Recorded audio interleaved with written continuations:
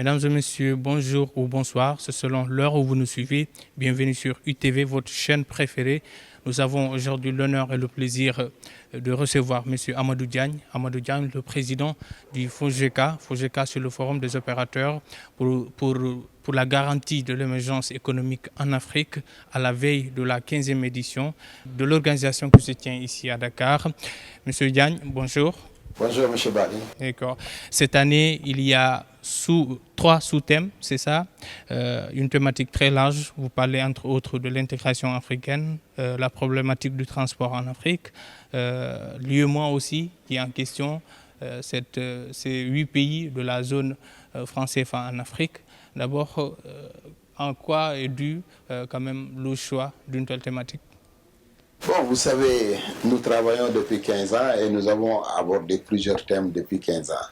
Mais je pense que, M. Barry, avec votre autorisation, je vais un peu revenir sur le FOGECA, sur nos orientations, nos nouvelles orientations, notre objectif et pourquoi aussi le FOGECA a vu le jour. Je pense que c'est très important pour que les Sénégalais qui ne le comprennent pas puissent maîtriser le FOGECA. Alors, le FOGECA, c'est une organisation africaine du secteur privé dont la vocation est la promotion de l'économie en Afrique. Elle a vu le jour ici en 2008. Et le FOGECA compte aujourd'hui quelques 21 pays et aujourd'hui quelques 400 membres très actifs dans le développement économique de notre continent. Et quand on parle du FOGECA, malheureusement, on a toujours tendance au Sénégal à identifier le FOGECA à une seule personne qui s'avère être moi-même. Or, le FOGECA, c'est un président, c'est des vice-présidents, c'est un comité exécutif. Le premier vice-président, il est de Kinshasa, M. Kamika Chama. Le second vice-président, il est de l'Algérie et c'est des hommes d'affaires très connus dans leur pays d'origine.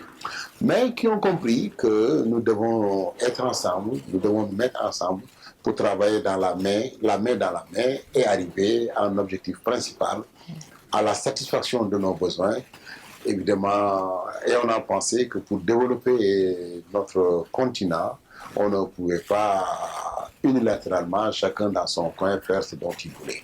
Donc on a jugé nécessaire un jour, suite à une audience que m'avait accordée Albert Théodgéré, qui fut le médiateur de la République du Bénin. Alors, nous avons discuté de plusieurs problèmes dans la sous-région et nous nous sommes dit, pourquoi pas mettre sur pied une structure dirigée par des acteurs de l'économie africaine pour participer au développement économique de notre continent. Et cette structure a vu le jour. Et cette structure, alors, s'est faite accompagner par les gouvernants, par les chefs d'État, par les institutions internationales. Et je pense qu'à tort ou à raison, aujourd'hui, on peut dire que le FOGECA est connu de tous en Afrique. Notre organisation a atteint aujourd'hui ses objectifs. Partout on nous appelle, soit pour des médiations, soit pour donner notre point de vue sur une crise bien déterminée, bien donnée. Nous y reviendrons. Et tout cela, je pense que c'est pour dire l'importance, évidemment, du FOGECA en 15 années d'exercice. En attendant, c'est une thématique large, comme on l'a dit. Vous parlez de trois choses différentes. Est-ce que vous aurez assez de temps pour développer tous ces points, sachant quand même le contexte est un peu difficile sur le continent, notamment le problème du transport aérien. On a aussi la ZLECAf, l'intégration en Afrique. Oui, je pense qu'avec la manière telle nous allons aborder ces sujets, nous allons développer ces sujets, je pense que nous pouvons arriver à nos objectifs. Pourquoi? Parce que nous allons écouter les experts en la matière qui vont nous parler de la problématique du transport aérien et nous allons donner notre point de vue. Et après, il y aura un comité scientifique en charge dans l'après-midi de rédiger les conclusions issues du Forum de Dakar dans tel ou tel domaine d'activité. Donc, en ce qui concerne le transport aérien, nous avons invité de grands experts qui vont nous parler de pourquoi il est difficile de voyager en Afrique d'un pays à un autre, pourquoi ces grèves, nous sommes issus de quelques grèves, je pense, il y a quelques jours, la SECNA, et toutes ces questions, nous allons les aborder. Ensuite, nous allons faire appel au public pour qu'il donne son point de vue. Et le comité scientifique, évidemment, va se réunir et va dégager les conclusions issues, ces recommandations que nous allons lire le soir pendant le gala. Nous allons aborder un second thème aussi qui est très important, la zone de libre-échange. La zone de libre-échange qui est entrée en vigueur en 2021. Qui est entrée en vigueur en 2021 et qui a été développée par nos chefs d'État. Et d'ailleurs, c'est l'occasion pour moi de féliciter et de rendre hommage au président Issoufou, le président sortant du Niger, qui a eu à jouer évidemment un rôle incommensurable pour la mise en œuvre de cette zone de libre-échange. Et je pense que la dernière conférence d'ailleurs de l'Union africaine qui s'est tenue à Niamey avant la fin du mandat du président Issoufou nous avait permis quand même de concrétiser carrément cette zone de libre-échange. Nous allons en discuter. Mais nous n'allons pas seulement de se contenter de libre-échange. Libre-échange, tout le monde en parle, zone de libre-échange. Mais nous allons parler de l'environnement juridique des affaires. Nous allons faire appel à la Cour arbitrale de justice basée à Abidjan et qui, dans le cadre de l'OADA, évidemment, gère les intérêts des hommes d'affaires, mais aussi les relations entre hommes d'affaires et État. Je pense que cette Cour a eu à rendre d'innombrables décisions. Alors nous allons écouter la présidente de la Cour, nous allons écouter les juges de la Cour, nous allons apporter notre point de vue et enfin, nous allons donc permettre en amont aux Africains de découvrir cette Cour et de comprendre le rôle que la Cour joue dans le développement, évidemment, de nos business. Et enfin, nous allons accompagner l'UEMOA à notre manière. L'UEMOA dirigé par notre compatriote Abdoulaye Diop, le Sénégalais Abdoulaye Diop, très connu dans notre pays. Mais dont on dit qu'il est en crise aujourd'hui. Je ne le pense pas. Je ne fais pas partie de ceux qui disent que l'UEMOA est en crise. Je pense ça fait quand même quelques temps que le comité ne s'était pas réuni. Oui, mais je pense que... Il y a des tensions entre le pays. Mais je pense on a vu les sanctions contre le Mali. Je pense qu'avec l'arrivée de notre frère, les choses ont changé. Les choses ont changé et depuis qu'Abdoulaye est à la tête de l'UEMOA, je pense que les choses ont changé. Récemment, le comité s'est réuni ici à Dakar, mais il n'y avait pas le Mali. Ici à Dakar. Le Mali, parce que la crise malienne, elle est connue de tous. Hein. Oui. Le Mali dont on souhaite d'ailleurs la présence ici à Dakar. Hein. Oui. Donc, je pense que c'est pas parce qu'un pays est absent qu'il y a crise. Alors, je pense que depuis son arrivée, le président Abdoulaye est en train, évidemment, de développer de nouvelles orientations qui ont permis d'ailleurs de mettre en exergue comment ça s'appelle, ces nouvelles orientations pour 2025. Si on parle de cadre d'action prioritaire d'ici 2025, c'est parce qu'on a des idées et c'est parce qu'on a des points de vue qui doivent permettre évidemment comment dirais-je encore, aux dirigeants de l'UEMOA de trouver des solutions et de pouvoir permettre quand même aux acteurs économiques de la sous-région de s'en approprier. Donc, à mon avis, c'est autant de thèmes que nous allons développer, autant de thèmes auxquels nous allons attendre des réponses concrètes et directes de la part des acteurs économiques qui seront présents ici à Dakar, et autant de thèmes que les téléspectateurs peuvent suivre en direct et donner leur point de vue. Et le comité scientifique qui sera en charge donc de ramasser toutes les conclusions et toutes les recommandations issues des différents intervenants nous fera évidemment des recommandations, des conclusions que nous allons lire pendant la soirée de gala. Donc c'est dire que notre organisation, en tout cas, sa vocation, c'est promouvoir l'économie. Sa vocation, c'est d'accompagner nos gouvernants dans la politique économique de leur pays. Sa vocation, c'est faire de sorte que nous soyons un et indivisibles. Sa vocation, le FOGECA, c'est faire de sorte que sous forme de partenariat, que nous puissions travailler et que nous puissions s'entraider mutuellement. Vous me direz certainement, je sais que vous êtes pressé de me poser cette question, qu'après 15 ans d'exercice, quel bilan on peut tirer de ce FOGECA? À mon avis, aujourd'hui, l'essentiel, il est fait, l'objectif, il est atteint. Nous sommes parvenus à créer des structures, à mettre sous forme de partenariat différents acteurs économiques qui nous viennent de différents pays. Vous allez à Kinshasa, vous voyez des sociétés comme AUFS qui se sont implantées grâce au FOGECA. Vous allez au Maroc, c'est la même chose. Vous venez au Bénin, vous voyez comment le FOGECA donc, a pu installer ces cellules, a pu accompagner des acteurs économiques dans la politique économique du pays. Et je pense que dans le cadre des médiations également, nous ne croisons pas les bras. Vous avez vu les crises qui ont été réglées ici en Afrique par le FOGECA, c'est le cas du Bénin, Du Mali. Au Mali également, et puis nous faisons de la facilitation. Vous voyez, dans les juridictions, nous essayons de jouer également les rôles que nous pouvons jouer entre les acteurs économiques de différents pays, et je pense que c'est ça l'intérêt du FOGECA, et c'est la raison pour laquelle aujourd'hui nos gouvernants nous accompagnent, parce qu'ils ont compris que plus rien ne peut se faire dans cette Afrique-là sans la contribution du FOGECA. Vous militez pour l'intégration économique, c'est ça, les opérateurs économiques. Aujourd'hui, vous dites que 21 pays font partie de cette organisation sur les 54 pays du continent. En 15 ans, est-ce que vous pensez que les défis, c'est d'intégrer les autres pays? Quasiment, c'est plus de la moitié. Vous savez, nous sommes dans un pays francophone.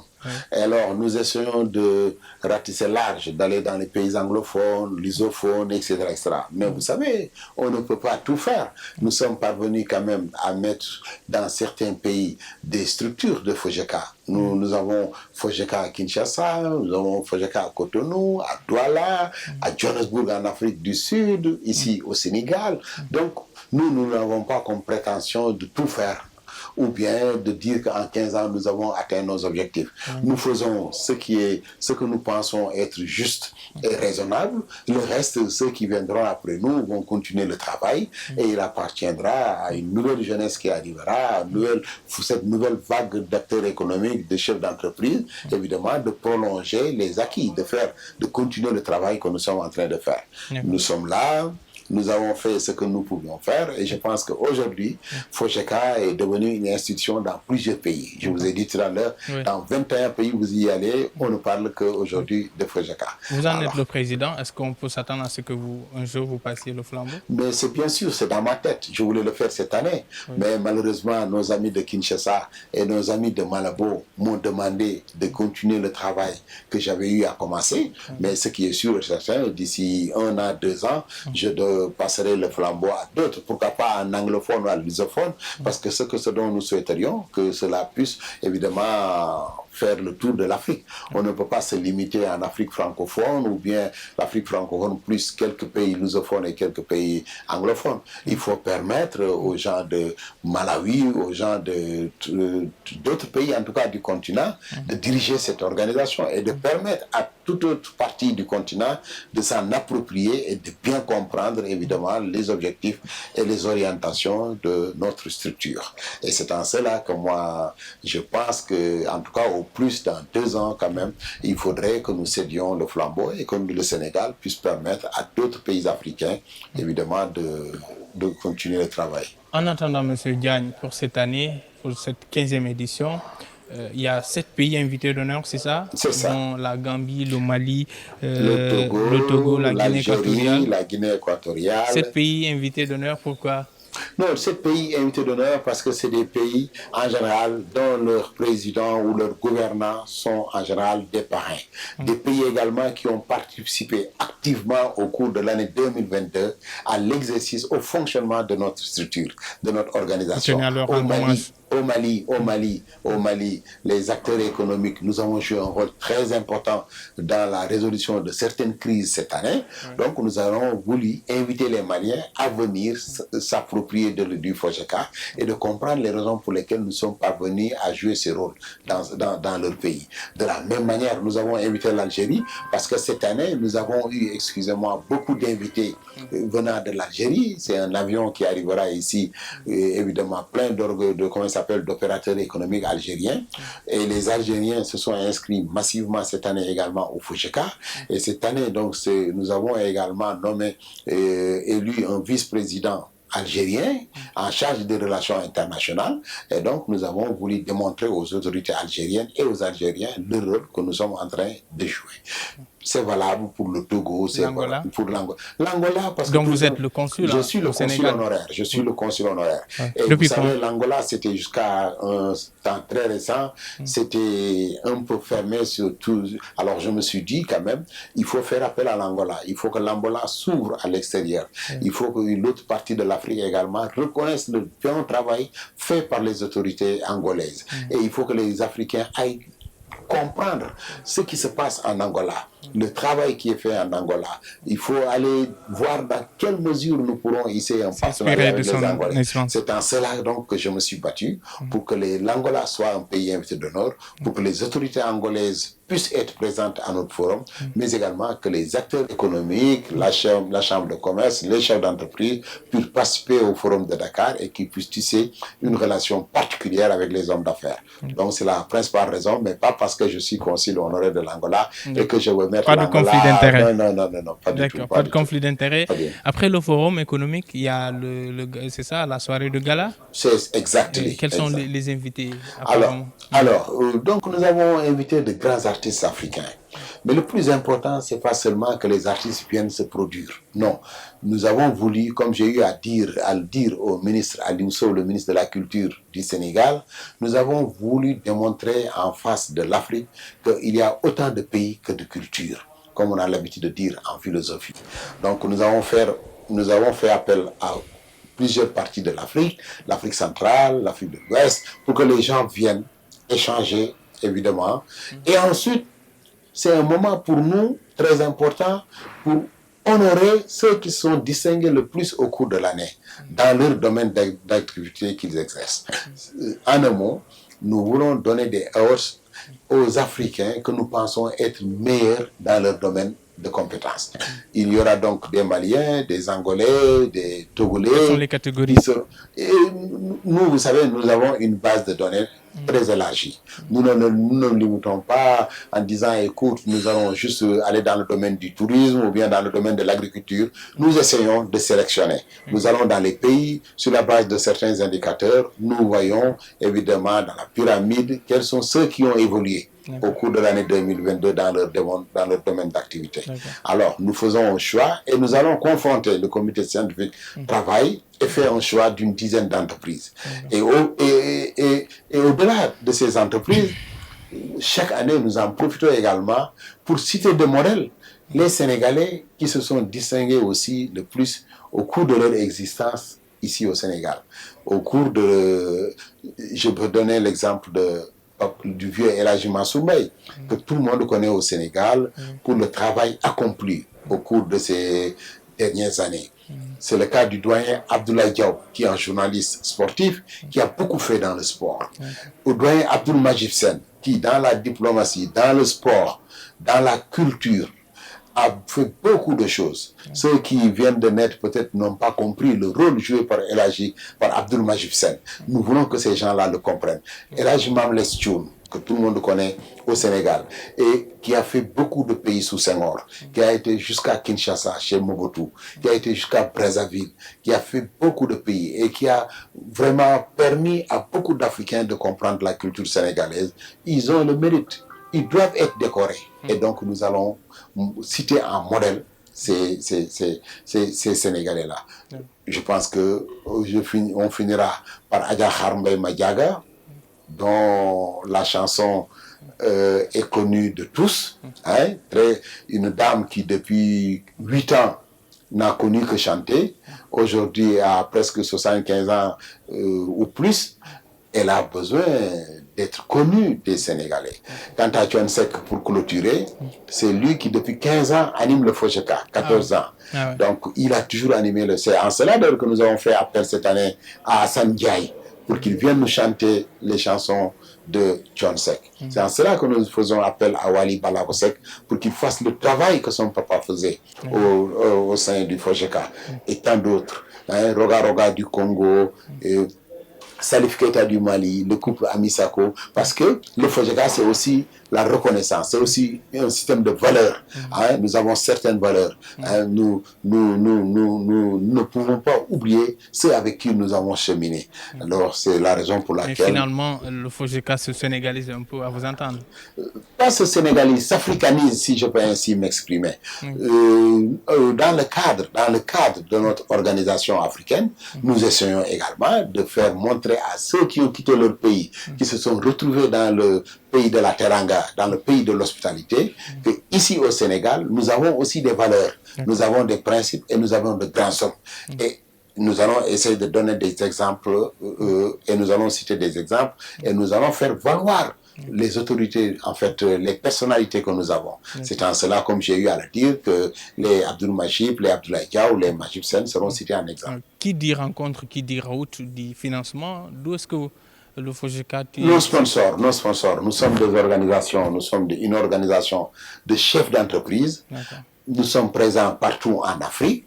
Alors ce sont ces chefs d'entreprise présents en Afrique qui eux-mêmes se retrouvent et finance l'organisation et finance la manifestation. Il va sans dire que de temps en temps, nous faisons appel aux organisations régionales. Comme lui et moi, nous allons débattre de son thème, nous allons leur solliciter un appui, la CEMAC, l'Union africaine et pourquoi pas nos gouvernants. C'est l'occasion d'ailleurs pour moi de rendre hommage président Macky Sall, qui chaque année, à chaque fois que le FOGECA se passe au Sénégal, nous accompagne dans la mesure où il donne des orientations et des objectifs vraiment très clairs aux membres du gouvernement pour qu'ils nous accompagnent pour la réussite de cette manifestation. Parce qu'au-delà du FOGECA, c'est le Sénégal qui est vu. Tous ces touristes-là qui viennent ici, tous ces acteurs économiques africains qui viennent ici, dès qu'ils débarquent à l'aéroport, ils ne parlent que du Sénégal jusqu'à leur retour. Ils ont donc besoin d'être bien acceptés au Sénégal. Ils ont besoin de voir l'hospitalité, la teranga sénégalaise. Le président Sall l'a compris et il nous a toujours accompagnés dans ce sens. Le président aussi de l'Union africaine, il est le premier à donner l'exemple et vraiment, c'est une belle occasion pour nous pour rendre hommage au président Sall. Le nombre d'invités attendu très rapidement? Pour le gala, nous avons donc 1000 personnes qui seront là. Et pour le FOGECA, nous avons 400 chefs d'entreprise que nous attendons. Évidemment, en direct dans plusieurs chaînes de télévision. Et ce qui est sûr et certain, c'est qu'au-delà du Sénégal, l'Afrique tout entière suivra ce forum de 2022. D'accord. Au-delà de ça, il y a un contexte économique, une conjoncture mondiale très difficile, la cherté de la vie, l'inflation galopante. Est-ce que vous pensez que ça ne sera pas abordé? Parce que selon la thématique... oui, mais vous savez, moi, quand on parle de cherté de la vie, c'est tout à fait vrai. La vie est très chère, mais pas seulement en Afrique, pas seulement au Sénégal. Oui, mais c'est plus ressenti. On sort de cette, comment ça s'appelle, de Covid-19 qui en est là avec ses conséquences. Évidemment aussi ici, nous avons cette cherté de la vie parce que l'Afrique étant ce qu'elle est, mais nous mettons des voies et moyens qui nous permettent d'accompagner donc nos gouvernants à régler cette crise. Nous avons tous un rôle à jouer. Nous, acteurs économiques, les gouvernants, et puis ensemble, le partenariat public-privé. Je pense que si nous nous mettons ensemble, si nous réfléchissons ensemble sur les voies et moyens que nous devons prendre pour évidemment rendre la vie moins chère, je pense que nous pourrons y parvenir. Il faut juste y croire. Il faut y croire et puis il faut que nous nous fassions confiance. Et je pense que nous sommes en train d'aller dans ce sens-là, dans cette dynamique-là. Durant les sanctions imposées contre le Mali au début de l'année, pendant 6 mois, vous avez vu vous afficher aux côtés du président malien, le président Goïta. Est-ce que vous pensez avoir joué un rôle majeur dans... oui, pas m'afficher auprès du président malien. Surtout seulement parce que le Mali... Oui, parce que le Mali et le Sénégal, un est indivisible, c'est un seul même pays. N'oublions pas qu'avant nous étions un et indivisible jusqu'à présent. Donc s'il y a des problèmes qui se posent, il faut que nous allions vers le président Goïta pour comprendre c'est quoi le problème. Et quand nous avons compris, nous avons pris notre bâton de pèlerin et nous avons sillonné la CEDEAO. Il vous a reçu, qu'est-ce qu'il vous a dit? Non, il m'a expliqué les raisons pour lesquelles il y a eu cette crise, les raisons pour lesquelles ils sont arrivés au pouvoir, qu'est-ce qu'il entend faire. Il m'a expliqué qu'il n'est pas là pour y être éternellement. Et puis, je l'ai compris et en fonction des explications qui m'ont été données, soit en présence de son ministre des Affaires étrangères, la dernière fois en présence de son ministre directeur de cabinet, moi aussi j'ai pris mon bâton de pèlerin. J'ai fait le tour de l'Afrique. Ceux que je pouvais rencontrer, j'ai eu à les rencontrer et à leur dire ce qui est dans la tête du président et ce que nous devons faire pour arriver à une conclusion. Et je pense que quand nous l'avons fait, nous aussi, nous sommes très contents de voir que cette conclusion-là, nous y sommes parvenus et qu'aujourd'hui, le problème est presque réglé. Parlant d'actualité, surtout de la zone UEMOA, il y a une crise quand même qui oppose 2 pays majeurs de cet espace, c'est la Côte d'Ivoire et le Mali. Aujourd'hui, 46 soldats ivoiriens sont toujours détenus à Bamako. Est-ce que vous, en tant qu'acteur économique... Chacun joue sa partition. Vous savez, dans le règlement des crises, en diplomatie, il y a des choses qui ne se disent pas. Quand vous voulez faire quelque chose... mais quand vous voulez régler un problème, il faut le régler sans beaucoup parler. Et je pense que chacun est en train de jouer sa partition, que ce soit le Togo, que ce soit les autres pays africains, que ce soit le président de l'Union africaine, que ce soit nous, acteurs économiques. Et ce que je souhaite, c'est qu'on arrive à une solution. Et je pense qu'Inch'Allah, sous peu, nous arriverons à une solution. Ce qui est important à signaler aujourd'hui, c'est que tout le monde puisse comprendre que le FOGECA, ce n'est pas une organisation politique, c'est une organisation à vocation économique et dont la vocation principale est le développement économique de notre continent. Mais quand il y a des crises et que nous pensons que c'est des crises d'ordre économique ou bien que les conséquences peuvent être d'ordre économique, nous anticipons en tant qu'acteurs économiques, en tant que chefs d'entreprise pour régler ces crises. Et c'est ce que nous sommes en train de faire à chaque fois qu'un problème se pose. Maintenant, je ne saurais certainement terminer sans peut-être remercier les médias, ITV, iRadio. En tout cas, vous avez fait un excellent travail avant donc, le déroulement de ce forum. Et nous allons le faire ensemble et vous allez certainement aussi nous accompagner à la fin de ce forum. C'est une belle occasion pour moi, en tout cas pour les acteurs économiques que nous sommes en Afrique, de vous remercier, de vous féliciter, de vous encourager et que vous compreniez que nous sommes ensemble et que la main dans la main, nous devons faire beaucoup de choses ensemble. Ce pays en a besoin, l'Afrique en a besoin. On ne peut pas partir, on ne peut pas travailler sans la presse ne peut pas travailler sans les acteurs économiques. Nous devons être ensemble et nous allons être ensemble, Inch'Allah. C'est bien conclu, Monsieur le Président, Monsieur Amadou Diagne, le président du FOGECA, Forum des opérateurs pour l'émergence économique en Afrique. Merci, monsieur, madame, comme vous l'avez compris, c'est la fin de cet entretien spécial en marge de ce forum qui se tient ici le 22 octobre 2022. Bonne suite des programmes sur ITV, votre chaîne préférée.